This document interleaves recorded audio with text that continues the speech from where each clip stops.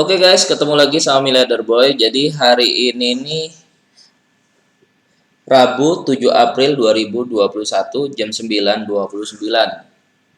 Ketemu lagi sama Miliarder Boy. Nah, kenapa gue hari ini pengen ngajarin lu semua tentang IQ keuangan?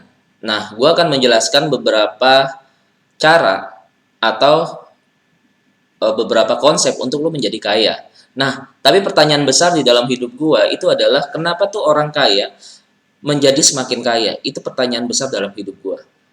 Dan orang miskin menjadi lebih miskin, dan kenapa bisa hal itu terjadi? Apa karena orang miskin tidak punya uang, atau apa karena orang kaya punya duit? Apa karena orang miskin males, apa orang kaya itu kerja keras? Banyak orang kaya tuh kerja apa orang banyak orang kaya juga males aja gitu ya. Banyak orang miskin juga kerja keras tapi tetap miskin gitu ya. Banyak orang kaya dari nol juga bisa jadi kaya. Kenapa banyak orang jadi miskin karena dapat warisan dulunya kaya, terus akhirnya uangnya habis jadi miskin lagi. Nah, apakah uang itu bisa membuat orang kaya? Kemarin gue udah kasih tahu dan cerita, uang itu bisa membuat orang kaya nggak? Kalau menurut gue, uang itu tidak bisa membuat orang kaya kalau dia tidak bisa manajemen keuangan. Makanya dibutuhkan IQ keuangan. Banyak orang kaya yang dia menang lotre atau menang apa namanya, menang menang judi atau dia dapat warisan, dia menjadi miskin lagi gitu kan. Atau lu lihat atlet-atlet profesional yang bisa kaya tenar pada masa jayanya dan akhirnya dia kesulitan mencari kerja ketika dia sudah tidak ada masa jayanya dan dia sudah pensiun. Ada juga seperti artis-artis yang dulunya kaya raya dan tiba-tiba dia jatuh miskin lagi sampai sulit mencari kerja karena dia sudah tidak diperlukan lagi menjadi artis. Ya, jadi banyak banyak apa ya, uang itu kalau menurut gue tidak bisa membuat orang kaya, tapi memanajemen keuangan kamulah yang membuat orang itu jadi semakin lebih kaya lagi. Nah, caranya gimana? Lu harus tahu mindset dan cara berpikir orang kaya. Di sini gue akan menjelaskan kepada kamu semua ya. Terus apakah misalnya orang pekerja keras itu bisa membuat dia kaya? Enggak. Justru banyak di dunia ini orang pekerja keras yang justru terlilit di dalam hutang, terjebak di dalam lingkaran hutang. Misalnya utang kartu kredit, utang cicilan rumah, dan banyak lagi gitu ya. Jadi gue sarankan, lu harus nonton video ini sampai habis. Kenapa? Biar lu bisa, oh ternyata kayak gini ya cara berpikir orang kaya. Oke, langsung aja kita nyimak dengan konsep yang gue akan kasih tahu lu semua ya. Mungkin banyak membantu teman-teman ya. Bismillah. Hari ini gue juga live dengan TikTok. Jadi kalau ada pertanyaan, gue akan jawab pertanyaan juga dari TikTok kayak gitu guys. Kita langsung aja guys. Jadi gue pakai dua layar, yang satu layar untuk live, yang satu layar untuk baca presentasi. Nah, kenapa tuh orang kaya menjadi kaya? Dan lu harus tahu nih.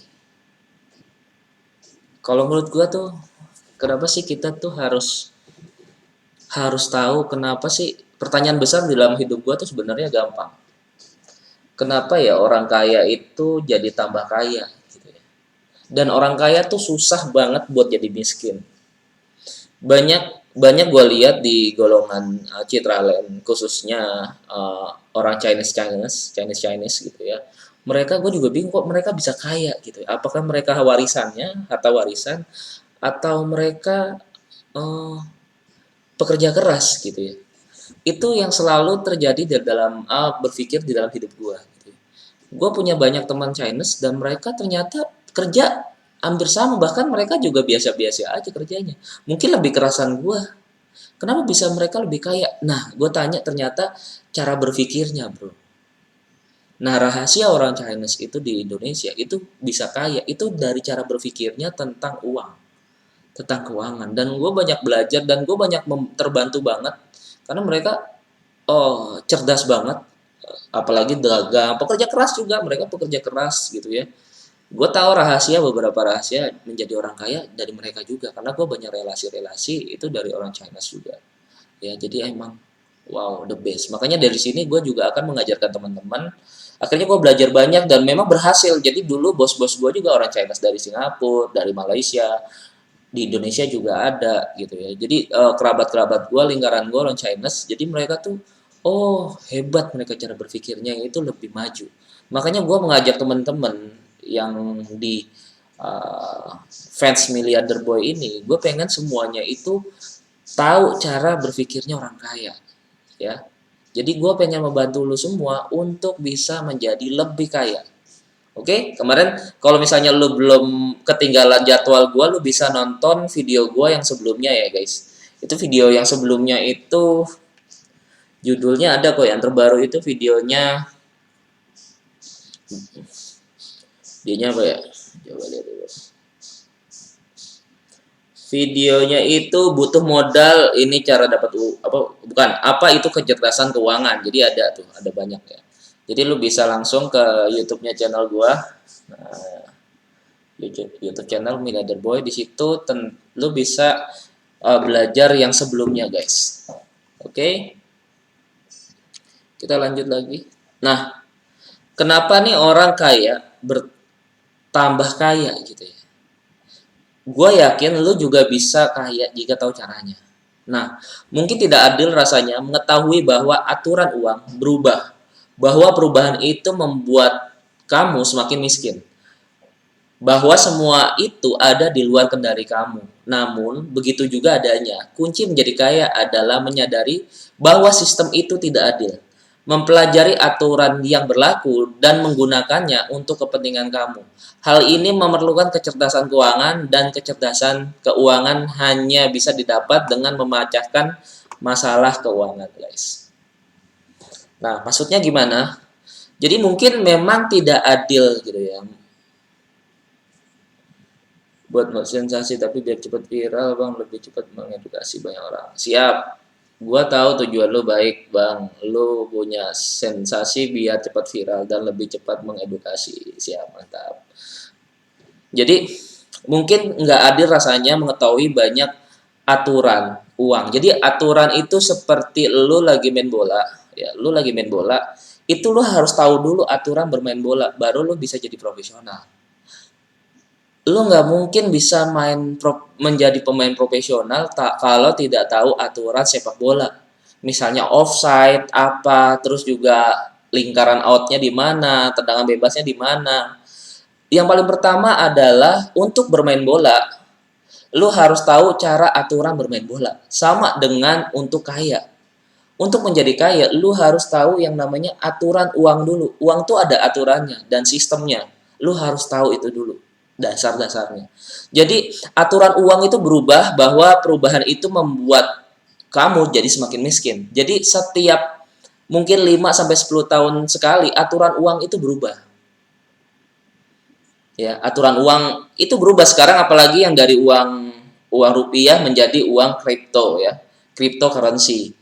Nah, currency itu artinya itu mata uang, kripto itu virtual, seperti virtual gitu. Jadi yang dulunya dari kertas sekarang menjadi kripto. Sekarang aturan uang sudah mulai berubah, cara bermain uang juga sudah mulai berubah. Di sini gue akan jelaskan beberapa ya 20-30% ilmunya lah ya. Nah, dan perubahan itu perubahan itu membuat banyak orang menjadi lebih miskin. Ya, jadi teman-teman harus tahu perubahan aturan uang itu membuat kamu itu jadi semakin miskin. Bahwa semua itu ada di luar kendali. Jadi kita juga nggak tahu gitu. Makanya gua gua harap teman-teman tuh selalu update dengan aturan-aturan bisnis, keuangan dan perbankan. Ya, khususnya seperti itu. Terus kunci menjadi kaya adalah ini nih teman-teman harus tahu ya. Ini teman-teman harus tahu. Kunci untuk menjadi kaya adalah menyadari, ya gue ulangin, menyadari bahwa sistem itu tidak adil. Mempelajari aturan yang berlaku dan menggunakannya untuk kepentingan Anda. Hal ini memerlukan kecerdasan keuangan, dan kecerdasan keuangan hanya bisa didapat dengan memecahkan masalah keuangan. Nah, buat teman-teman, ketika sekarang lagi ada problem masalah tentang COVID, ekonomi, kesehatan, dan sebagainya, kalau kamu tidak bisa memecahkan masalah itu, kamu akan jadi semakin miskin. Gitu ya. Sekarang bisnis sudah mulai dari physical ekonomi ke arah virtual ekonomi. Jadi lu harus bisa adaptasi karena aturan bisnis juga sudah berubah. Yang dulunya physical itu tatap langsung, eh, sekarang itu virtual. Jadi lu juga harus bisa bekerja secara virtual. Nah, banyak orang-orang tambah kaya karena mereka tahu aturannya, aturan bisnis sekarang. Oh, ternyata sekarang harus pakai digital, kita jualan di Shopee, Tokopedia, atau kita sekarang harus jadi driver Gojeknya di Gojek, di Grab. Sekarang orang beli makanannya di Grab, di Gojek, terus apalagi nih? Semua transaksi di Tokopedia. Nah, lu kagak masukin toko lu ke dalam aplikasi Tokopedia, ya nggak bisa. Itu aturan sudah berubah, guys. Aturan bisnis, aturan apa namanya? Aturan bisnis dan aturan keuangan sudah berubah. Nah, kita lanjut. Jadi orang kaya itu jadi makin kaya karena mereka belajar memecahkan masalah keuangan. Orang kaya melihat masalah keuangan sebagai kesempatan untuk belajar. Perkembangan menjadi semakin cerdas dan semakin kaya. Orang kaya tahu bahwa makin tinggi IQ keuangan mereka, semakin besar masalah yang bisa mereka tangani. Makin banyak pula uang yang mereka hasilkan, alih-alih lari, menghindar, atau berpura-pura masalah uang itu tidak ada. Orang kaya menyambutnya dengan tahu itu adalah kesempatan untuk semakin jadi kaya. Itu sebabnya mereka menjadi semakin kaya. Ya, ya, ya masa gitu. Jadi terserah buat teman-teman. Aku hanya kasih informasi aja. Jadi kalau menurut gua, ya, orang kaya itu semakin kaya karena mereka belajar memecahkan masalah keuangan mereka. Jadi ketika lu nggak punya duit, lu masalah keuangan tentang ekonomi sekarang ini, lu nggak pernah memecahkan masalah keuangan. Lu justru apa ya? Justru pinjam duit, terus pinjam apa namanya? Pinjam ke bank atau nggak punya duit lu harus gimana nih? Pinjam sana sini. Yang paling benar adalah ketika lu dalam krisis, bisnis lu misalnya lu punya bisnis baju gitu ya, punya bisnis baju. Kok sekarang bisnis bajunya lesu gara-gara pandemi gitu ya. Pandemi kan orang nggak ada yang beli gitu ya. Sebenarnya bukan bisnis bajunya yang lesu, tapi semuanya berpindah dari transaksi offline ke transaksi online. Semuanya berubah. Trafficnya aja berubah, trafficnya tetap ada. Yang dulunya jalan di mall, sekarang trafficnya dia lihat Tokopedia. Cara satu-satunya adalah lu harus berubah, memecahkan masalah. Oh, ternyata gue harus bisa memecahkan masalah transaksi. Berarti gue harus masukin toko gue ke online seperti Tokopedia, terus juga Shopee dan sebagainya, banyak hal lainnya lah, ya kan? Dan orang kaya juga melihat masalah keuangan sebagai kesempatan untuk belajar. Jadi beberapa orang ketika mereka tambah miskin, mereka tidak mau belajar tentang keuangan, manajemen keuangan dan sebagainya. Jadi berkembang menjadi semakin cerdas dan semakin kaya. Kalau teman-teman itu bisa apa ya, bisa memecahkan masalah keuangan, ya. Kalau tidak bisa memecahkan masalah keuangan, ya udah, ya selalu semakin menjadi tambah miskin kayak gitu. Urusin hidup lu, jangan ngurusin hidup orang. Oke, gini, buat siapa ini? Ini ya buat kamu ya. Kalau misalnya lu bodoh, itu diem. Kalau misalnya lu pinter, lu ngajar. Gue ini bisa bisa apa ya? Bisa sukses. Itu gue ajarin teman-teman untuk jadi sukses. Ayo belajar sukses. Gue ajarin. Karena gue punya ilmu, gue ajarin. Tapi kalau misalnya gue bodoh, gue nggak ngerti nih, gue diem, gue belajar. Kayak gitu. Jangan kebalik. Lu bodoh itu ngeyel, lu bodoh ngeyel, lu pinter nggak mau ngajar. Nah, susah kayak gitu. Itu kan kata-kata Ahok. Jadi harus tahu. Makasih ilmunya bang. Oke, mantap ya. Kita belajar bareng nih. Gue akan kasih tahu edukasi ya. Jadi buat teman-teman coba deh belajar tentang IQ keuangan. Lu bisa beli bukunya Robert Kiyosaki. Di situ ada tentang IQ keuangan. Nah, semakin besar masalah yang lu bisa tangani, makin banyak pula uang yang lu bahkan hasilkan. Jadi semakin banyak semakin besar masalah ya. Jadi ketika lu bisa memecahkan suatu masalah yang besar, itu gue jamin lu bisa semakin tambah kaya. Karena masalah besar hanya bisa diselesaikan oleh orang yang cerdas. Permasalahannya di kita adalah kita tuh enggan memecahkan masalah. Misalnya di dalam perusahaan. Di dalam perusahaan itu lagi dalam keadaan bangkrut. Ya. Terus akhirnya gimana caranya supaya kita bisa fight lagi di perusahaan ini? Dan lu berpikir ya gue nggak tahu, dan akhirnya ya udah nyerah, dan akhirnya lu keluar gitu ya, lu nggak tahu cara memecahkan masalah. Tapi seorang leader, seorang yang dia fight, dia akan berusaha untuk memecahkan masalah tersebut. Gimana ya ketika perusahaan ini nggak bisa dapat income di pandemi seperti ini? Oh mungkin kita harus pindahkan ke virtual. Oh kita harus belajar cara jualan online. Kita harus belajar ini, harus belajar itu, kayak gitu. Dia kan cuma mau edukasi semampunya, dihargai aja, kenapa harus dihujat? Nggak apa-apa bro, nggak apa-apa. Ya gue hanya bisa kasih informasi ke teman-teman yang gue tahu gitu ya, yang gue bisa tahu. Kalau gue nggak tahu juga gue nggak mungkin ngajarin. Ya, daripada gue kontennya joget-joget gitu ya, mendingan gue kontennya yang lebih berbobot gitu ya. Nah, jadi gue selalu buat gue gue ya, diri sendiri. Kalau misalnya gue diajarin, gue selalu ingat kata Pak Ahok gitu ya. Pak Ahok ngomong, kalau misalnya kita bodoh, kita harus diem, lihat gurunya ngajar. Tapi kalau kita pinter, ayo kita ajarin orang-orang dan teman-teman kita. Jangan kebalik, lu bodoh ngeyel, pinter nggak mau ngajar. Kalau menurut menurut tadi siapa itu? Menurut dia itu gua nggak bisa gitu ya, bodoh gitu. Ya udah lu ajarin mereka, lu ajarin dong teman-teman. Buat konten, ya jangan pakai akun fake gitu loh, buat konten, ayo edukasi tentang bisnis, memecahkan masalah. Gua gua ini bukan tipe orang yang tidak mau terima kritik. Jadi teman-teman kalau misalnya mau kritik gua itu boleh, tapi dengan syarat lu harus kasih solusi.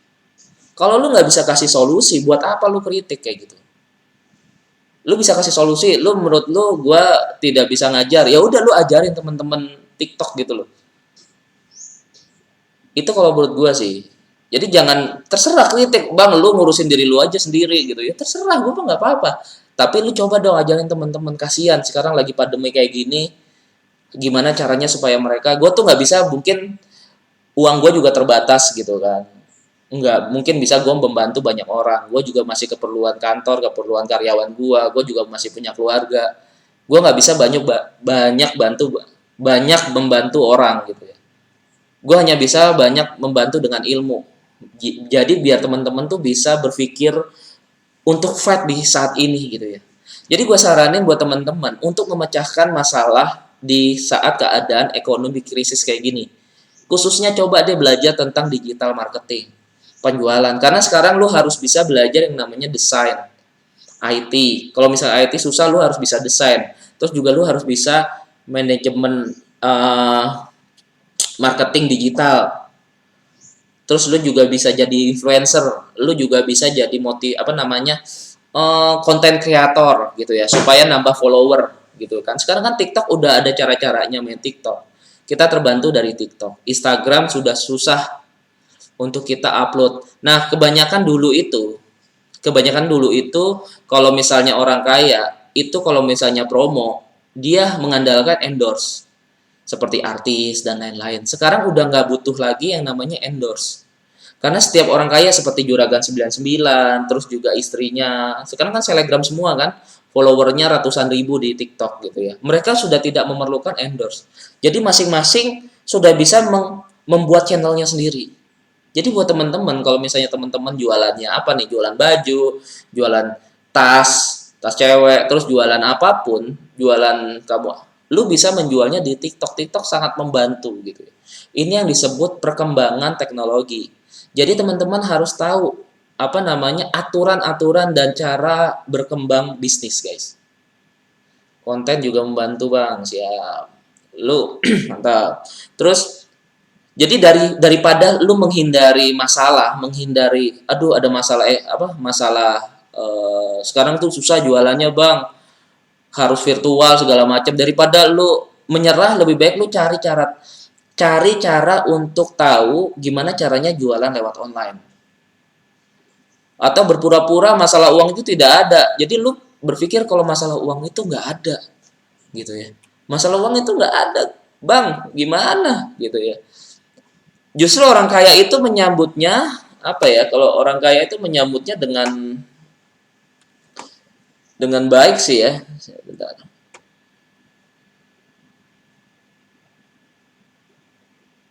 Oke. Nah, ini langsung dia agak berat tadi. Ya. Jadi orang kaya menyambutnya dengan baik karena banyak orang kaya berpikir ketika ada perubahan seperti itu adalah kesempatan untuk menjadi semakin kaya. Jadi ketika ada perpindahan dari offline ke online, justru itu adalah kesempatan karena banyak orang belum tahu cara jualan online. Nah, kenapa seperti sekarang nih banyak yang tambah sukses itu seperti Indra Ken, dia sekarang jualan walaupun dia bisnisnya saham, dia belajar cara jualan online, gitu ya. Seperti Indra Ken, terus juga Rico Huang, itu anak-anak muda luar biasa, dia caranya jualannya online gitu guys.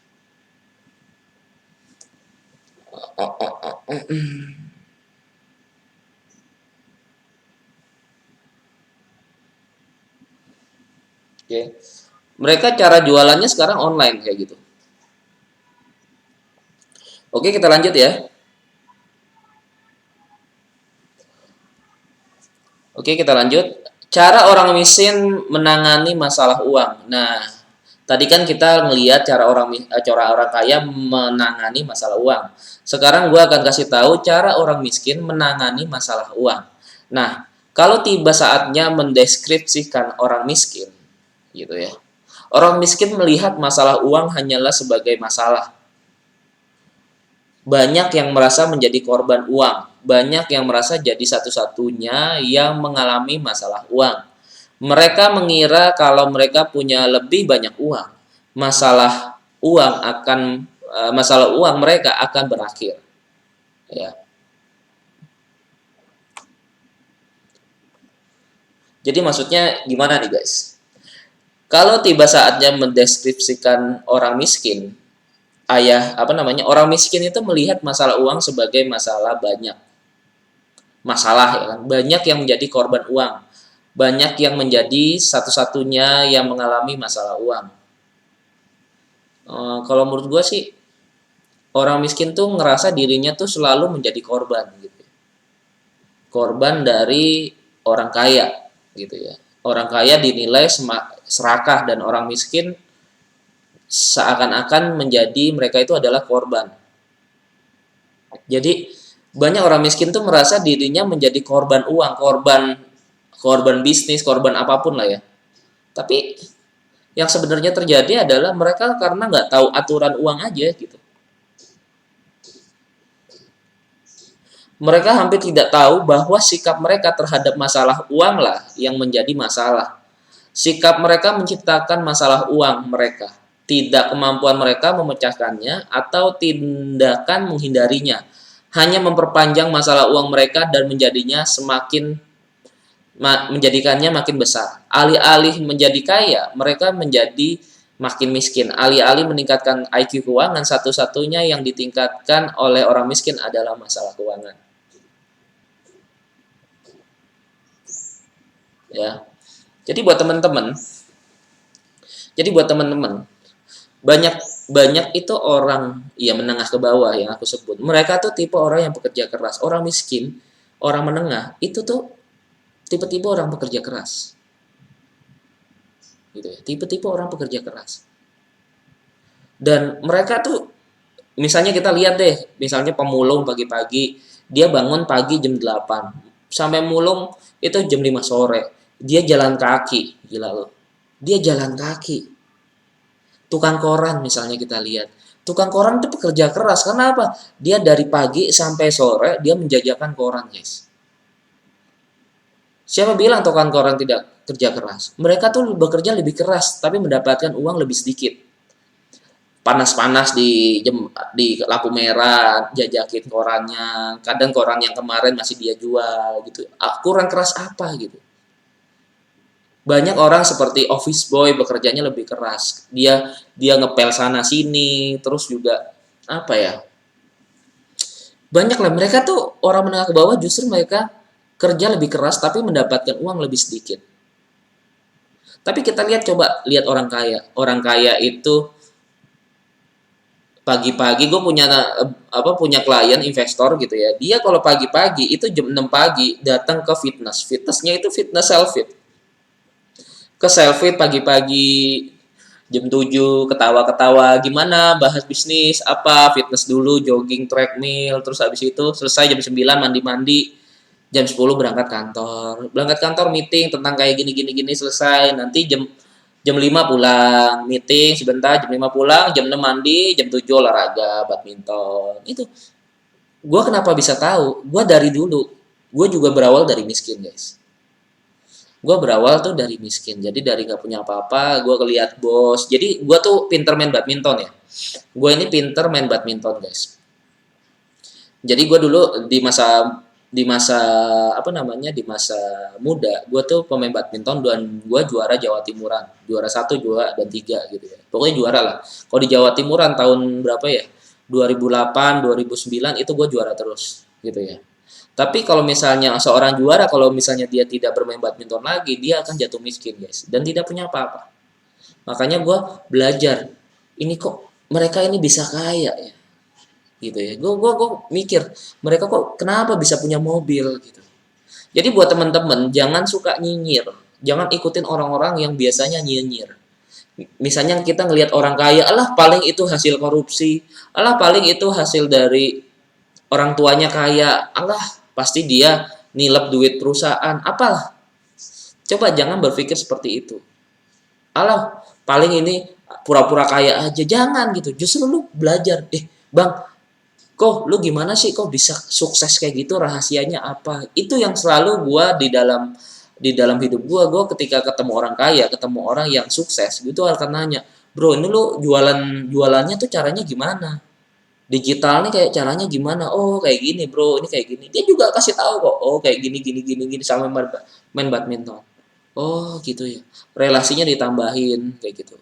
Lu harus cari tahu apa yang bisa membuat mereka tuh tambah kaya gitu. Itu aja. Itu yang harus dipecahkan. Jadi buat teman-teman harus dipecahkan masalah itu. Apalagi sekarang lagi krisis, gimana kok caranya menyelesaikan masalah ketika krisis. Nah, kita sebagai manusia harus bisa memecahkan masalah. Jangan menghindari masalah. Kalau lu mau kaya, lu harus bisa memecahkan masalah. Kebanyakan orang miskin itu tidak mau menyelesaikan masalah. Bisnis ini takut rugi, takut nanti rugi gimana, modal gua hilang gimana. Bisnis ini takut, bisnis itu takut, dikasih modal, gimana cara jualannya, dikasih tahu caranya, bingung lagi, kan susah. Nanya sekarang bisnis apa nih ya bang yang bagus, gua kasih tahu bisnisnya, ini bisnis yang bagus di pandemi kayak gini. Itu gimana cara jualannya nih, cara jualannya. Bang, gua nggak ada modal nih, modalnya. Kayaknya capek deh bang, wah susah kayak gitu, orang kayak gitu susah. Nah, tapi kalau misalnya kita sebagai orang kaya, mentalnya sudah kaya, walaupun tidak ada modal, kita cari modal. Contoh misalnya gue di masa lalu gitu ya. Gue pekerja keras, berawal dari nggak punya modal. Jadi pertama-tama yang gue lakuin itu adalah gue jualin produk orang lain. Jadi dulu gue ketika masuk bisnis ini, gue jualin produknya dia. Karena jualin properti kan. Kurang lebih sebulan laku, gue cari tahu nih gimana cara menjual properti. Gue lihat internet, gue lihat buku, gue beli buku guys, gue beli buku, beli ini gitu ya. Gue mencari cara untuk berjualan properti. Dan akhirnya gue bisa dan closing itu gue baru punya modal gue sekitar 50 juta. 50 juta gimana ya guys, gue pakai 10 jutanya untuk biaya hidup, 40 jutanya gue langsung investin lagi. gue nggak punya modal kan, investin lagi. Jadi 40 juta gue investin patungan sama temen-temen. Ayo bro, ayo patungan. Pertama 200 juta. Nunggu ya 6 bulan, setahun, laku, dijual lagi. Muterin duit. Tapi kita kalau modal kayak gini nggak kaya-kaya bro. Gimana supaya kita dapat modal 1M gitu ya. 1M, 2M. Akhirnya gue cari yang namanya investor. Ya, cari namanya investor, keliling, dapat akhirnya. Gue belajar cara mencari investor. Kalau mau cari investor kan harus buat proposal. Gue belajar cara bikin proposal gitu. Oh, gue bikin proposal kayak gini. Cek cek cek. Oh, tahu. Gue dapat investor akhirnya. Gue udah bisa dapat investor. Ketika gue dapat investor, 1M, 2M udah dapat. Gimana ya bro caranya untuk dapat investor tuh 10M, 20M. Akhirnya gue cari teman-teman yang dia biasa main startup gitu kan, yang biasa dia main startup, gimana caranya mendapatkan investor startup. Akhirnya gue cari Google dan segala macam, punya partner bisnis dan segala macam, dan akhirnya bisa tercapai. Gimana cara buat perusahaan. Kita sebagai, kalau ingin menjadi kaya, kita harus cari tahu memecahkan masalah kita sendiri guys, ya. Jadi buat teman-teman semoga apa ya, bisa lebih paham lah. Itu masalah orang miskin adalah mereka tuh enggan atau mereka tuh selalu menghindari masalah. Itu yang sering terjadi guys. Mereka tuh sering menghindari masalah gitu. Nah, ini cara orang kelas menengah menangani masalah uang. Jadi buat teman-teman ya, ini caranya, kan ada orang miskin, menengah, dan kaya gitu ya. Ada 3 step. Nah, tadi kita membahas tentang cara orang miskin gitu ya. Sekarang kita membahas cara orang kaya.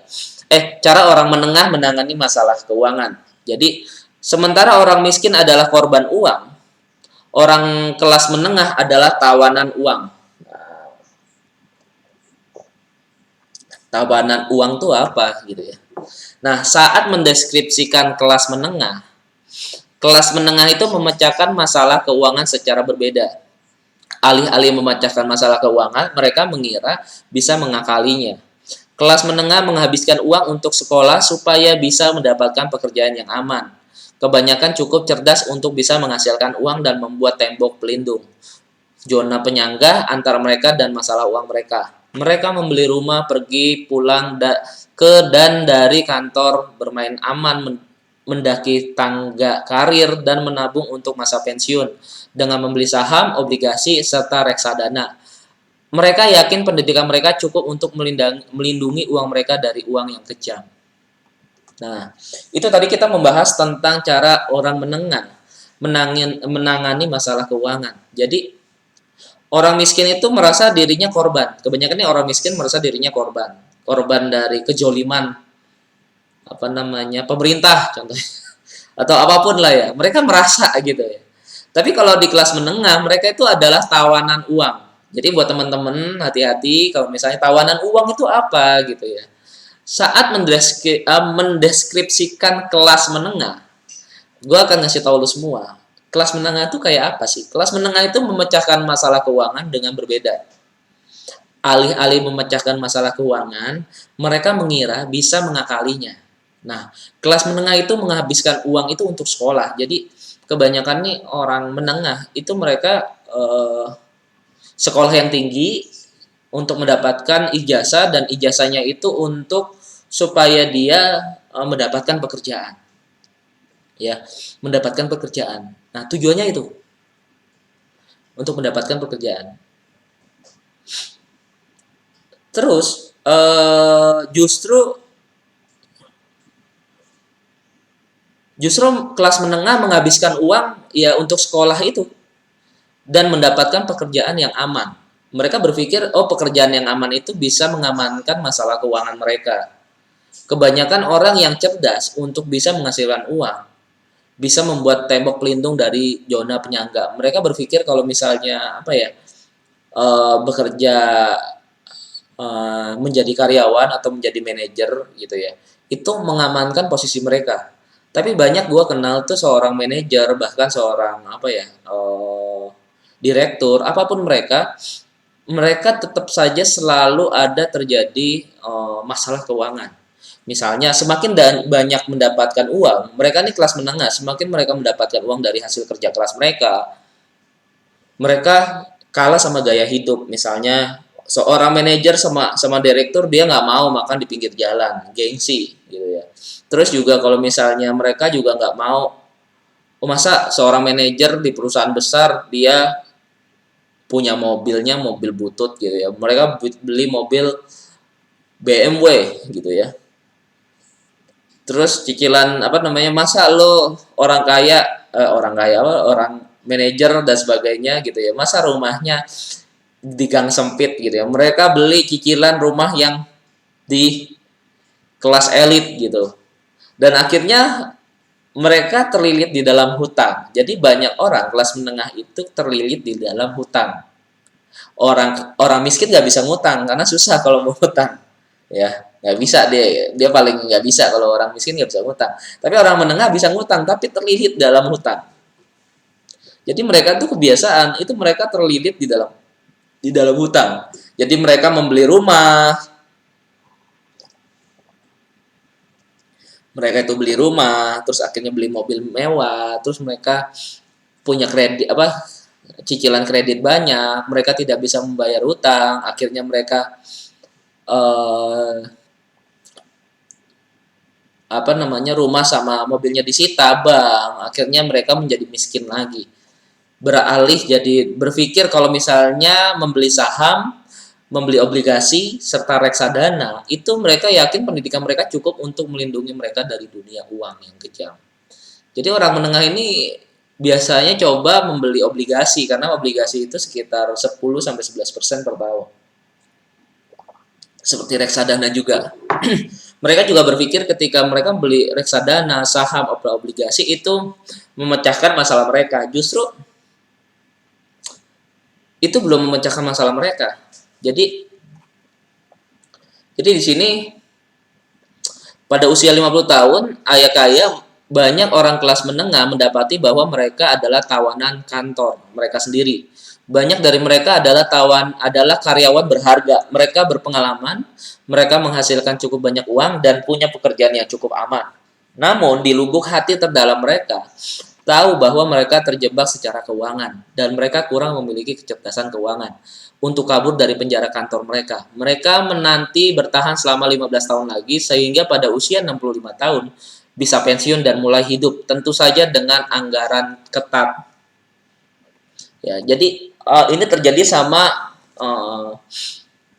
apa namanya? Jadi terjadi sama lingkungan yang terjadi saat ini. Jadi orang-orang zaman dulu itu mereka kan berpikir kalau mereka dapat dana pensiun itu besar. Jadi seperti apa namanya, ada beberapa temen gua itu orang tuanya pensiunan itu juga paling nggak seberapa uang pensiunnya gitu guys. Jadi banyak orang menengah itu yang ketika dia bisa menghasilkan banyak uang, justru mereka terlilit di dalam hutang kartu kredit, di dalam hutang cicilan rumah, di dalam hutang eh, mobil. Mereka bergaya kan, mobilnya mewah-mewah, rumahnya bagus, akhirnya mereka pendapatannya kadang tidak sesuai dan akhirnya semuanya disita bank. Itu yang sering terjadi di masalah orang menengah. Jadi buat teman-teman, kenapa gua memilih untuk mengajarkan tentang edukasi IQ keuangan? Nah, gue juga sering mengambil data-data, misalnya kenapa bisnis gue tuh selalu mengambil eh, rumah-rumah orang menengah gitu ya.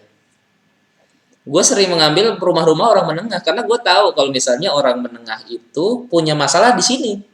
Mereka punya banyak uang dan akhirnya mereka pengen punya rumah yang bagus dan mereka cicil kredit dengan di atas kemampuannya mereka. Dia tidak menghitung-hitung anggaran keuangan mereka dan akhirnya mereka kredit macet, dan ketika kredit macet itu kesempatan gue untuk ambil beli. Jadi kesempatan-kesempatan orang menengah itu diambil oleh kesempatan-kesempatan orang atas, orang kaya. Jadi kenapa gue bisa ngambil rumah 50% di bawah harga pasar? Karena mereka tuh ketika kredit macet, itu gue yang ambil. Outstanding tinggal 50%, outstanding tinggal 30%, gue ambil, gue kasih susu mereka. Kayak gitu guys. Ya, jadi buat teman-teman harus sadar itu semua. Jadi mereka tuh, orang menengah tuh di lubuk hati paling terdalam mereka tahu bahwa mereka terjebak secara keuangan. Mereka kurang memiliki kecerdasan keuangan untuk kabur di penjara kantor mereka. Mereka menanti bertahan selama 15 tahun lagi sehingga pada usia 65 tahun mereka pensiun dan mulai hidup. Tentu saja dengan anggaran yang ketat. Maksudnya itu anggaran yang ketat adalah ketika lu pensiun, lu nggak bisa langsung dihabisin anggaran itu karena nggak mati nanti. Pensiun itu kan dibagi, jadi misalnya lo umur 65 tahun, dia dibagi lagi 10 tahun. Susah, ya buat hidup doang, gitu ya. Buat cukup buat hidup. Ya makanya gue saranin ke teman-teman, walaupun lo seorang karyawan, minimal lo harus punya bisnis lah. Buat teman-teman di luar sana, ketika lo sebagai karyawan, lo minimal harus punya bisnis. Tujuannya untuk apa sih? Tujuannya untuk kalau misalnya lo dana pensiun lo udah habis, lo masih punya bisnis guys. Nah, jadi ayah kaya berkata, kelas menengah menganggap diri mereka bisa mengakali masalah keuangan dengan menjadi cerdas secara akademis dan profesional. Kebanyakan dari mereka kurang memiliki pendidikan keuangan yang membuat mereka cenderung lebih menghargai keamanan keuangan daripada tantangan keuangan. Alih-alih menjadi wirausaha, mereka bekerja untuk wirausaha. Alih-alih berinvestasi, mereka menyerahkan pengelolaan uang kepada ahli keuangan. Alih-alih meningkatkan IQ keuangan, mereka menyibukkan diri bersembunyi di kantor.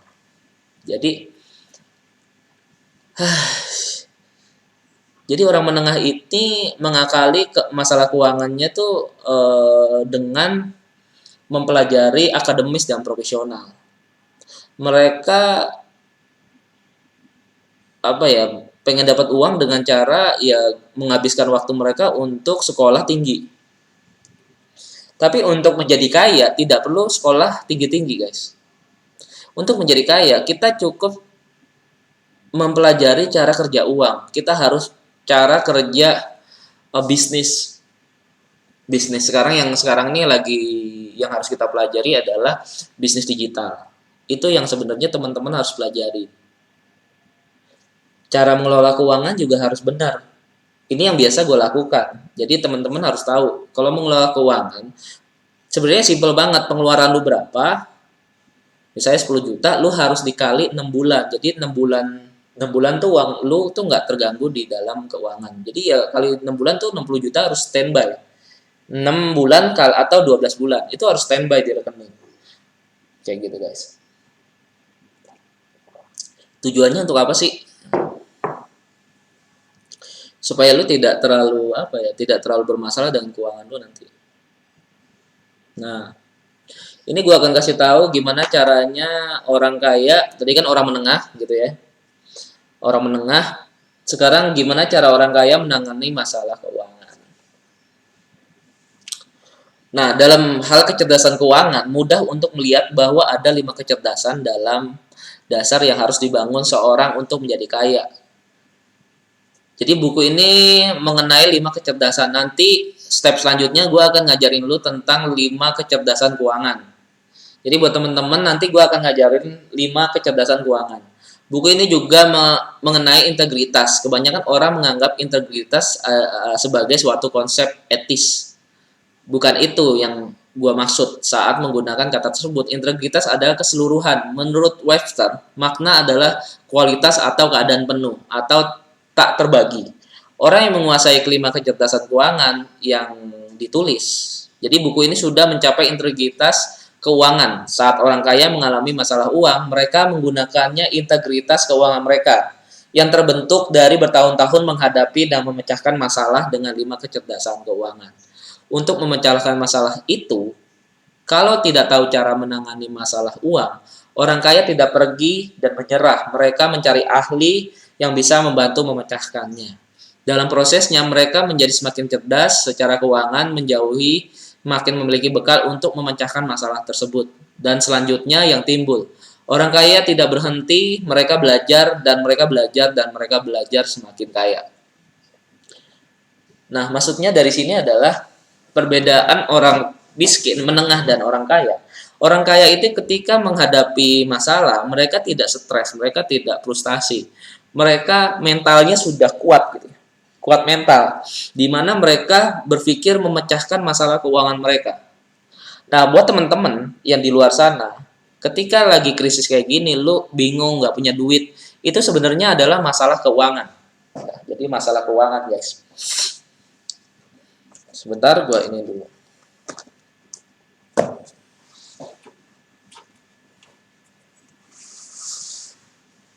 Ya, jadi apa ya?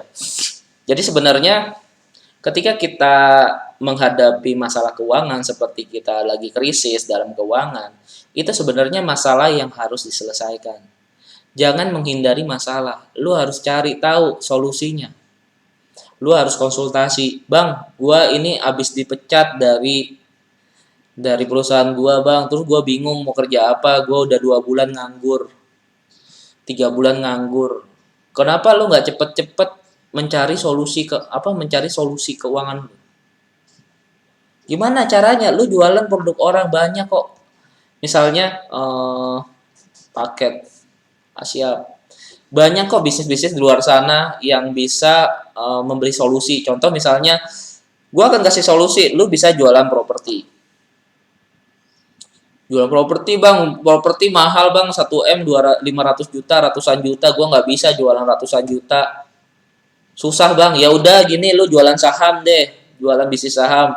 Bisa tuh 100 jutaan gitu ya. Katanya tadi properti miliaran, sekarang saham deh 100 juta. Aduh bang, kalau saham beresiko bang, gua takut bang, nanti kayak gini kayak gini. Ya udah, kalau misalnya nggak ada jualan saham, lu jualan aja tuh dropship aja dari Rico Huang. Tuh ada, lu cari website dropship aja, lu daftar di situ 150.000. Dah, lu jualan tuh namanya casing, lu jualan namanya baju, termometer, terus apa lagi tuh? Banyak dah lu bang. Gue bingung bang, nggak bisa marketing nih, gue ajarin cara jualan marketing online. Selalu sebenarnya kalau misalnya kita melihat masalah keuangan, berarti kita harus mencari gimana caranya dapat duit. Kalau kita punya masalah keuangan, berarti intinya adalah gimana caranya kita dapat duit kan? Intinya kan di situ kan. Kalau misalnya masalah keuangan, ya udah gue dapat duit gimana? Caranya dapat duit. Dan banyak kok bisa, misalnya lu lihat di YouTube menghasilkan banyak uang. Banyak orang tuh apa ya? Kalau menurut gue sih banyak orang itu nggak pernah berpikir memecahkan masalah keuangan mereka gitu ya. Dan orang kaya selalu bisa memecahkan masalah orang lain. Nah, kebanyakan kenapa orang tuh tambah kaya? Ya, kenapa orang kaya tuh bisa bertambah kaya? Karena orang kaya itu mampu menyelesaikan masalah orang lain. Contohnya kita lihat ini Gojek. Kenapa Gojek itu bisa sukses gitu ya? Karena dia bisa memecahkan masalah orang lain. Seperti kamu bilang, memecahkan masalah orang lain itu apa? Sekarang nggak butuh Gojek pangkalan. Sekarang lu bisa pesen Gojek langsung ke rumah lu. Kalau dulu tuh kita harus jalan dulu dari gang langsung ke jalan besar. Sekarang nggak usah, Gojek langsung masuk, langsung dijemput di depan rumah gitu ya. Nggak perlu pangkalan-pangkalan lagi gitu ya. Bisa ditelepon, bisa dicari di dekat daerah situ, bisa cepet datangnya. Memecahkan masalah orang. Seperti Tokopedia memecahkan masalah apa? Jualan online. Orang yang dulunya jualan itu harus punya toko, sekarang nggak usah punya toko. Yang penting dia punya stok barang, tinggal kirim. Alibaba dan sebagainya. Cara orang kaya itu menyelesaikan masalah orang lain. Kalau kita sendiri tidak bisa memecahkan masalah kita sendiri, gimana caranya untuk menjadi kaya? Nah, kita akan membahas tentang orang kaya itu kok bisa memecahkan masalah orang lain ya. Nah, ini.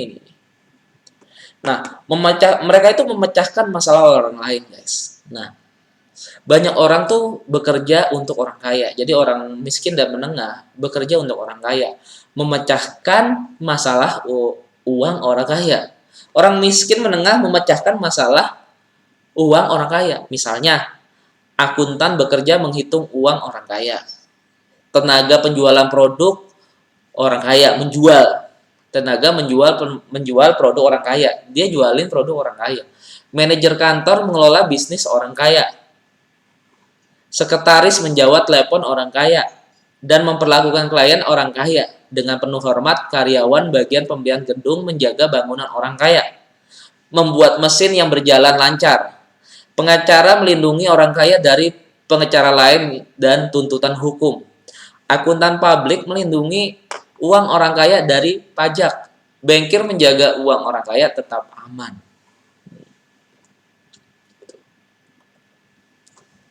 Ya. Lu tahu nggak? Orang kaya memecahkan masalah orang lain. Berpikir memecahkan orang lain. Tapi sadar nggak sadar, orang menengah dan orang miskin itu justru bekerja untuk orang kaya. Memecahkan uang orang kaya. Ya tadi kan gue bilang, seorang akuntan ini kerjanya ngapain? Ini ada, gue punya temen nih, dia punya akuntan, bosnya punya akuntan, orang kaya bosnya, dia punya akuntan satu. Akuntan ini bekerja menghitung uang orang kaya. Gue juga punya akuntan. Kerjanya adalah menghitung orang kaya, uang keluar berapa, masuk berapa. Dia tuh kayak gue nih, kayak sekarang nih, gue udah nggak pernah ngitung uang gue berapa. Ya udah, nanti ada yang transfer, terus nanti ada yang ngitung pemasukan berapa, pengeluaran berapa, ya kayak gitu kan. Pemasukan pengeluaran kantor berapa. Udah, gue udah gak pernah ngitung, udah ada akuntan sendirinya gitu ya. Terus tenaga penjualan produk orang kaya gimana? Tenaga penjualan menjual produk orang kaya. Jadi ada marketingnya mereka. Misalnya baju, mereka sudah ada marketingnya. Kayak gue sudah ada marketingnya sendiri untuk menjual produk, cari data gitu ya. Cari data udah ada gitu.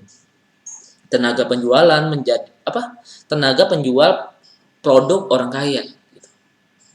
Terus yang selanjutnya adalah manajer kantor pengelola bisnis orang kaya. Gue juga udah punya manajernya, namanya direktur operasional, di mana dia mengelola bisnis gue. Ini marketing kayak gini, ini kerjanya kayak gini, gue tinggal suruh gitu ya. Kalau gue kan fokusnya cari investor, gimana cari dana uang masuk untuk mengelola perusahaan, ya kan. Nah selanjutnya adalah sekretaris. Sekretaris juga gue udah punya gitu, menjawab telepon orang kaya. Jadi gue klien-klien gue yang jawab itu dia sekretaris gitu ya. Jadi memperlakukan klien-klien gue orang kaya dengan penuh hormat, ya kan. Dan karyawan lainnya tuh memelihara gedung, jadi menjaga bangunan orang kaya. Ya mereka tuh ya jaga, ya bersihin kantornya, ininya, ya banyak lah. Terus membuat, kalau di pabrik kan membuat mesin berjalan lancar lah ya. Ya udah, itu kan pabrik. Kalau di tempat gua kan enggak, supaya ya ngehandle kalau mesinnya laptop bagus segala macem lah. Mereka melindungi, menjaga uang gua gitu. Dan lu harus tahu kayak gitu. Dan juga gue punya pengacara juga, melindungi khusus melindungi uang. Jadi pengacara ini tujuannya adalah melindungi uang perusahaan, di mana banyak nanti akan tuntutan hukum. Ada aja yang nakal. Kenapa banyak? Gue tuh kemarin tuh tentang gue punya video itu isinya tentang kalau transaksi itu harus cash gitu kan. Belinya harus cash, terus gue ada uang cashnya. Banyak orang berpikir, lah bang, lu kenapa bayarnya pakai cash, kan bisa via transfer. Ya siap gabung, kan bisa via transfer. Kenapa lu bayarnya cash? Itu tujuannya untuk membuat foto dan video kalau kita tuh udah bayar cash. Tetap nanti transaksinya transfer juga gitu. Nanti transaksinya juga transfer. Nggak masalah, yang penting ada bukti otentik kalau kita tuh udah transfer. Udah ada uang cashnya gitu. Nah, pengacara tujuannya, gue punya pengacara untuk melindungi kekayaan dari tuntutan hukum. Terus gue juga punya namanya akuntan publik, melindungi dari pajak. Jadi misalnya gue juga punya konsultan pajak itu untuk melindungi uang orang kaya dari pajak-pajak. Jadi bayar pajaknya kita nggak tinggi-tinggi, bisa nego dan segala macam, kita bisa gitu ya. Jadi membayar pajak secara legal dengan uang yang tidak terlalu besar gitu ya. Itu yang harus diperlakukan. Seperti artis-artis sekarang kan harus berkonsultasi sebenarnya sama konsultan pajak, gimana caranya membayar pajak dengan ringan supaya lebih kecil gitu. Ada cara-caranya guys, tapi semuanya legal gitu ya. Tidak ya, salam kenal dari Bogor. Ya, salam kenal ya dari Semarang juga, mantap. Buat teman-teman kalau misalnya mau nonton video gue dari awal, lu langsung aja ke YouTube channelnya gue, nanti gue masukin ke YouTube channel ya. Jadi dari awal informasinya. Ini ininya tentang judulnya ini tentang kenapa orang kaya tambah kaya, itu aja guys. Ya. Terus juga bankir ya. Bankir itu juga gue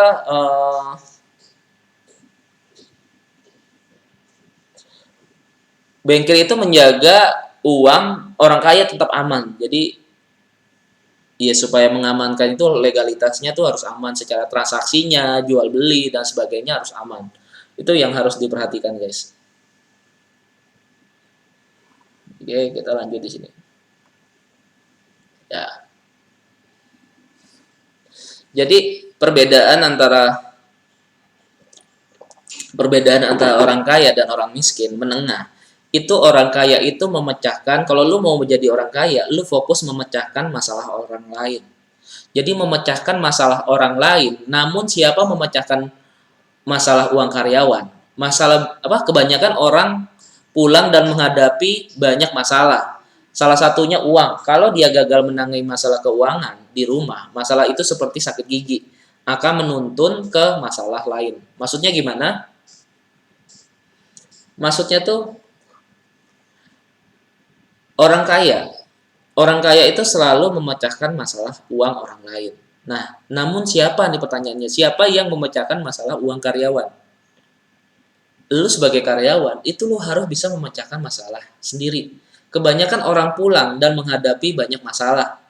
Salah satunya uang, seperti cicilan rumah, cicilan mobil, terus bayar sekolah anak, bayar susu, beli pampers, itu siapa yang memecahkan masalah? Uang dari mana? Pertanyaan uang dari mana? Kalau kamu gagal menangani masalah keuangan, nggak bisa bayar kredit, nggak bisa bayar apa namanya, beli susu, beli popok anak, biaya sekolah dan lain-lain, ya lu tambah bangkrut. Jadi cara satu-satunya adalah mencari uang lebih banyak dan memanajemen keuangan kamu sendiri. Jadi makanya dibutuhkan adalah IQ keuangan.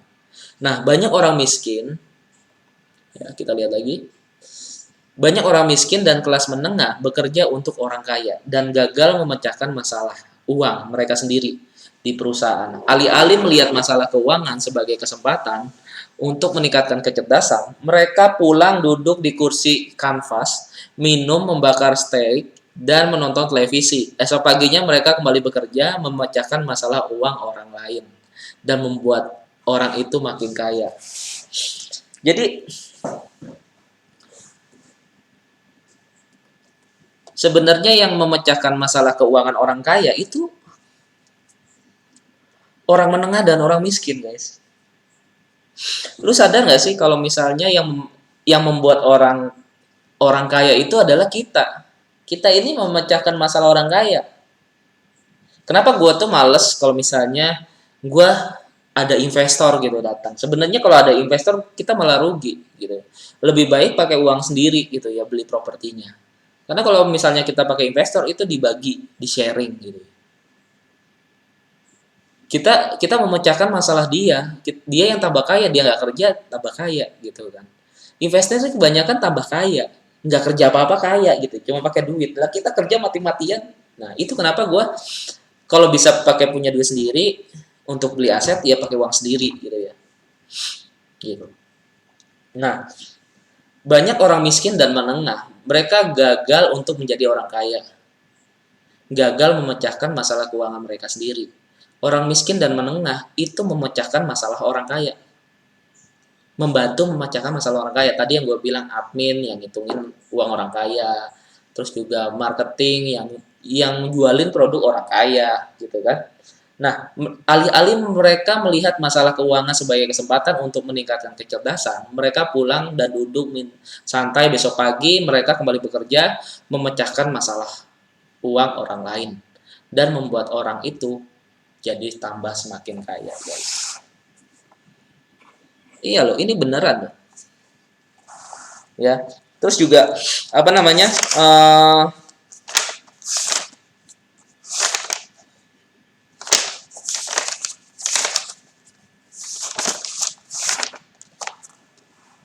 Jadi kita membahas satu lagi ya, gue lupa tulis ya. Satu lagi adalah apakah menurut saya semua siapa yang harus memainkan permainan uang? Nah, pertanyaannya adalah kita tuh ada di dalam permainan uang. Nah, apakah menurut saya semua orang tuh harus memainkan permainan uang ini?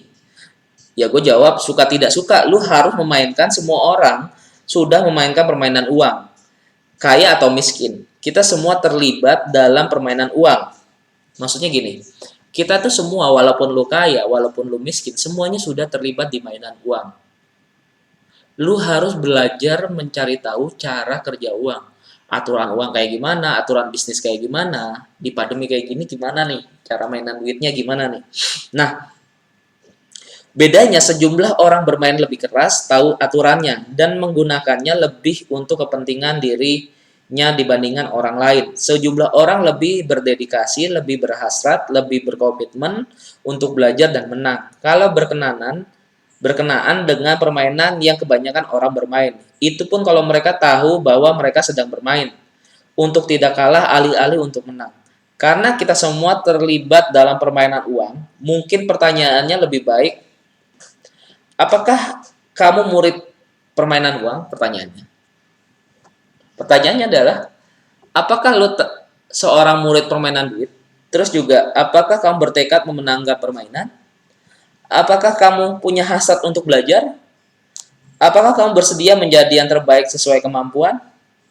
Apakah kamu ingin menjadi sekaya yang kamu bisa? Nah, kalau kamu menjawab ya, teruslah belajar gitu ya. Jadi teruslah belajar konten-konten yang gua isi. Yang gua isi ini gua konten-kontennya kalau misalnya lu pengen belajar tentang keuangan, lu pengen belajar tentang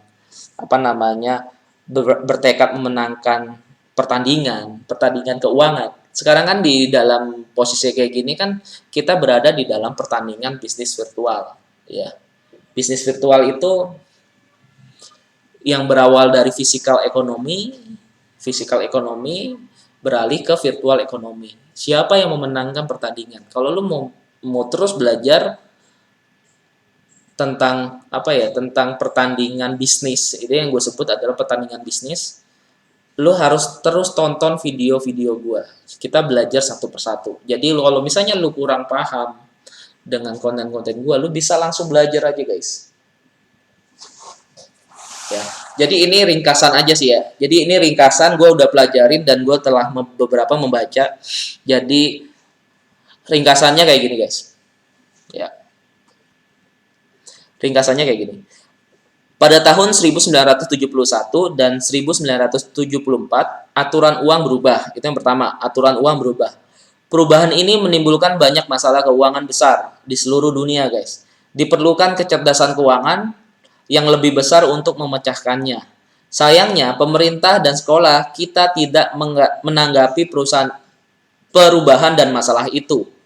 Saat ini masalah keuangan pun menjadi luar biasa. Dalam masalah kehidupan gua aja, ya seperti Amerika atau Indonesia, beranjak dari negara terkaya di dunia menjadi negara pengutang terbesar di dunia. Jadi Amerika ini beranjak dari negara terkaya di dunia menjadi negara pengutang terbesar. Jadi utang terbesar nih kurang lebih Amerika. Ya. Negara yang paling banyak utangnya itu adalah Amerika. Jadi aturan keuangan itu sebenarnya sudah berubah. Yang pertama tadi ya, itu dari tahun 1971 dan 74. Berubahnya dari mana? Karena standar dolar dulu dari emas itu juga sudah tidak ada standarnya. Jadi standar dolar itu udah nggak ada. Kalau dulu ada emas, guys. Sekarang udah tidak ada standar dolarnya lagi. Jadi dolar yang gua pegang ini hanyalah kertas. Ya, dolar yang gue pegang ini adalah kertas, bukan emas. Kalau dulu ini dolar, ya kenapa gue bawa dolar ini? Karena dulu kalau misalnya kita punya dolar, kita punya standar emas. Jadi punya standarnya dolar itu. Sekarang tahun 1971 ya dolar udah tidak ada standarnya kayak gitu. Banyak orang tuh berharap pemerintah akan memecahkan masalah gitu loh, keuangan mereka. Yang nggak di Amerika doang, di Indonesia tuh banyak orang tuh berharap pemerintah akan memecahkan masalah keuangan mereka. Gue tidak tahu bagaimana pemerintah bisa memecahkan masalah kita semua, sementara mereka tidak bisa memecahkan masalah mereka sendiri. Ya, banyak banyak orang dari kita warga Indonesia berharap pemerintah itu bisa memecahkan masalah keuangan Indonesia, tapi mereka tidak bisa memecahkan masalah keuangan mereka sendiri. Terus gimana dong? Nah, berita baiknya, kalau kamu memecahkan masalah kamu sendiri, kamu akan menjadi semakin cerdas dan kaya.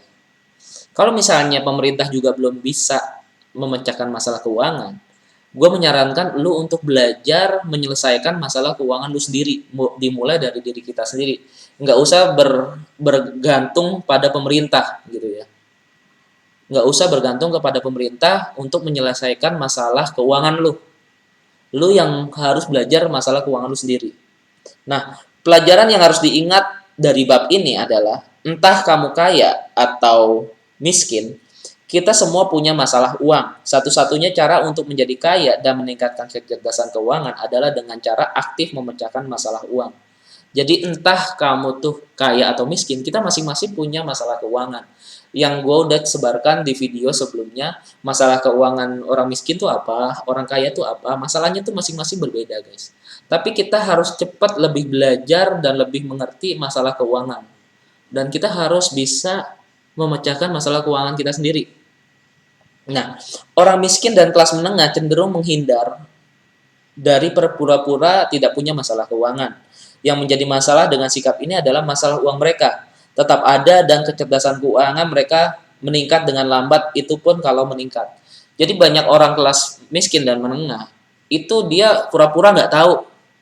Dia punya kredit, kartu kredit card, beli iPhone pakai kredit card, terus beli mobil pakai kredit juga, rumah kredit, semuanya kredit, pemasukan dari cuma satu gitu ya. Kalau orang kaya memang punya hutang, tapi pasif income-nya ada gitu ya. Itu perbedaannya. Jadi orang kaya bisa mampu menyelesaikan masalah keuangannya, dan orang miskin dan menengah mereka berpura-pura tidak tahu. Mereka terjerat di dalam hutang yang membuat mereka tuh semakin lama semakin miskin, guys. Nah, orang kaya menangani masalah keuangan mereka, mereka tahu bahwa memecahkan masalah keuangan membuat mereka makin cerdas dan kecerdasan keuangan mereka meningkat. Orang kaya tahu bahwa kecerdasan keuanganlah dan bukan uang yang pada akhirnya akan membuat mereka semakin kaya. Masalah orang miskin dan kelas menengah adalah mereka tidak punya cukup uang. Orang kaya punya masalah terlalu banyak. Orang kaya juga punya masalah terlalu banyak. Keduanya nyata dan masuk akal. Pertanyaannya, masalah yang mana yang ingin kamu miliki? Kalau Anda ingin punya masalah terlalu banyak uang, ya terus terus tonton aja. Jadi kalau masalah orang miskin itu adalah masalahnya dia tidak punya uang. Masalah orang kaya itu kebanyakan duit. Lu mau pilih yang mana? Lu mau pilih yang kekurangan duit atau kebanyakan duit? Masing-masing punya masalahnya. Kalau misalnya masalah lu adalah banyak hutang, terus juga terjerat di dalam hutang, lu harus tonton video ini terus. Lu harus ikutin di Telegram channel gua karena di situ mengedukasi tentang gimana caranya keluar dari uh, lingkaran terjerat dalam hutang kayak gitu, guys. Ya, entah itu kartu kredit, kredit motor, mobil dan lain-lainnya. Lu harus belajar tentang keuangan. Ya, jadi itu solusinya. Pilihannya ada dua. Lu mau jadi orang miskin atau orang kaya itu masing-masing punya masalahnya. Tapi lu pengen masalah yang kayak gimana? Lu pengen punya kekurangan duit atau kebanyakan duit? Kalau gue sih kepengen kebanyakan duit. Makanya lu harus tonton terus video channelnya gue. Nah, nanti gue akan membahas tentang 5 IQ keuangan besok. Ya, tapi sebelumnya ini lu pelajarin dengan semaksimal mungkin supaya lu bisa tambah pinter, guys. Ya. Jadi lu belajarnya di mana? Lu bisa belajar di sini. Di sini ya, guys. Lu bisa pelajarin di sini di Miliarder Boy. Channel YouTube-nya sama, Miliarder Boy semua, YouTube, Instagram, TikTok, semuanya Miliarder Boy.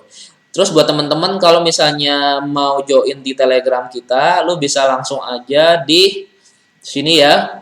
Ini alamatnya. Lu bisa join di Telegram channel. Itu isinya tentang edukasi dan edukasi update terbaru tentang investasi dan bisnis, khususnya properti ya. Buat teman-teman semoga tambah pinter dan cerdas dalam IQ keuangan, dan di sini gue tujuannya untuk mengedukasi teman-teman agar lebih cerdas dan pinter ya guys. Jadi semuanya lo bisa dapetin gratis kecuali lo misalnya mau konsultasi langsung sama gue, itu ada membernya. Lo bisa member bulanan, per 3 bulan, sama tahunan. Itu bisa bertanya bebas guys. Itu membernya. Jadi kalau misalnya member bulanan itu cuma 50.000 doang. Kalau misalnya per 3 bulan itu 150. 3 bulan. Kalau misalnya setahun itu cuma 500.000 doang. Jadi lu tinggal pilih, atau lu mau gratisan aja, Bongo ada channel gratisan, lu bisa langsung di ini ya guys. Ini channel gratisannya kita. Tapi kalau mau konsultasi langsung itu beda karena harus berlangganan. Oke, kalau kayak gitu selamat sudah jam 11 kurang 15. Selamat siang buat teman-teman, salam sukses dan luar biasa. Gua berdoa buat teman-teman yang lagi nonton video channel gua supaya tambah sukses dan semakin bersemangat untuk mencari duit lagi dan semakin bersemangat untuk menjadi orang kaya. Jadi semua orang itu bisa kaya kalau tahu caranya. Oke guys, thank you. See you.